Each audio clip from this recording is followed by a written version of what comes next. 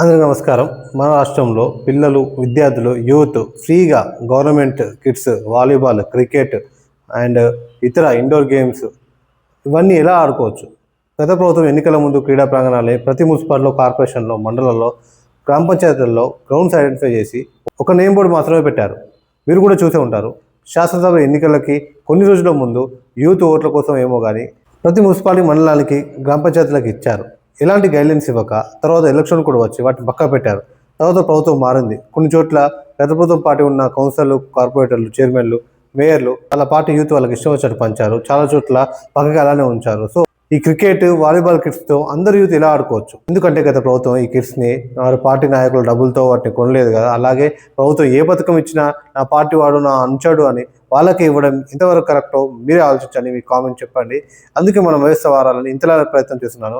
ఇక ధనవంతుల, రాజకీయ నాయకుల, వ్యాపారవేత్తల, అధికారుల వారి పిల్లలకి లక్షల రూపాయలు అయినా ఖర్చు చేసి వారికి ఏం కావాలంటే అవి వారు కొనిస్తారు, ఆడిపిస్తారు, కోచింగ్ ఇప్పిస్తారు.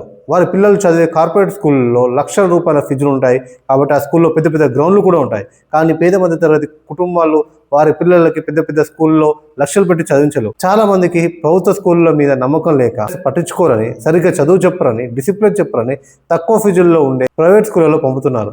నేను కూడా అంతే. బాబుని తక్కువ ఫీజు ఉండే అంటే ఎల్కేజీ అండ్ యూకేజీలో 10,000, 12,000 ఫీజు ఫస్ట్ క్లాస్లో మేము వేరే ఏరియాకి వెళ్ళాము. సో వేరే స్కూల్లో జాయిన్ చేసాము. అక్కడ స్కూల్లో 15,000 ఫీజు. కానీ ఏ స్కూల్లో గ్రౌండ్ లేదు. ఈ ఇయర్ సెకండ్ క్లాసు మంచి స్కూల్లో, గ్రౌండ్ ఉన్న స్కూల్లో వేద్దామని తిరిగాము. కానీ ఫీజులు 60,000 నుండి 1,00,000 లక్ష వరకు ఫీజులు ఉన్నాయి. అంత ఫీజులు ఉన్నాయి కదా, ఇప్పుడు ఎందుకు కొంచెం పెద్ద అయినాక చూద్దాం, గ్రౌండ్ ఉన్న స్కూల్ వేద్దామని చెప్పేసి మళ్ళీ అదే స్కూల్కి పంపుతున్నాము. ఈ ఇయర్ సెకండ్ క్లాస్లో ఫీజు 20,000 ఫీజు కట్టాను. మన దేశంలో విద్యా వ్యవస్థని చాలా పెద్ద వ్యాపారంగా మార్చారు. సో మన విద్యా వ్యవస్థ మారాలని, విద్యా వ్యవస్థ గురించి కూడా నేను చాలా లెటర్స్ ప్రభుత్వానికి పంపాను. దాని గురించి కూడా నేను వేరే వీడియో చేస్తాను. అందులో మీ సూచన సలహాలు తీసుకుంటాను. సో చాలా స్కూల్లో గ్రౌండ్ లేదు. ఇంటి దగ్గర చాలామంది పేరెంట్స్ వారి పిల్లలకి ఆటలు ఎందుకు, నీకు చదువుకో అని అనేవాళ్ళే ఎక్కువ. అసలు పిల్లలకి ఏ ఆటలు ఇష్టం అని ఎంతమంది అడుగుతున్నారు, ఆడిపిస్తున్నారు. సో ప్రభుత్వ కిట్స్తో అందరూ ఇలా ఆడుకోవచ్చు.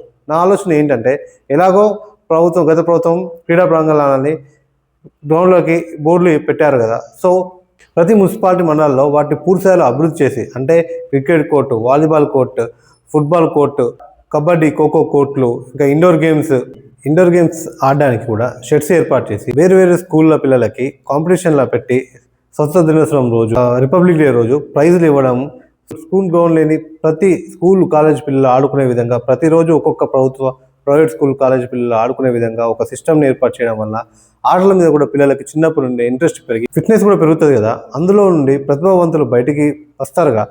హాలిడే రోజు అయిపోయిన యూత్ ఆడుకోవడానికి అవకాశం ఇస్తే, ఎవరైనా టీమ్స్ ఒక అప్లికేషన్ లాగా ఇవ్వడం, అవకాశం ఇచ్చి ఆ అప్లికేషన్ గురించి నేను వేరే వీడియోలో చెప్తాను. సో ప్రతిరోజు ఈ క్రీడా ప్రాంగణాల్లో గేమ్స్ కిట్స్ యూజ్ చేస్తారు కదా. అప్పుడు అవి కొందరు రాజకీయ పార్టీ అనుచరులకే కాకుండా అందరికీ ఉపయోగపడతాయి కదా.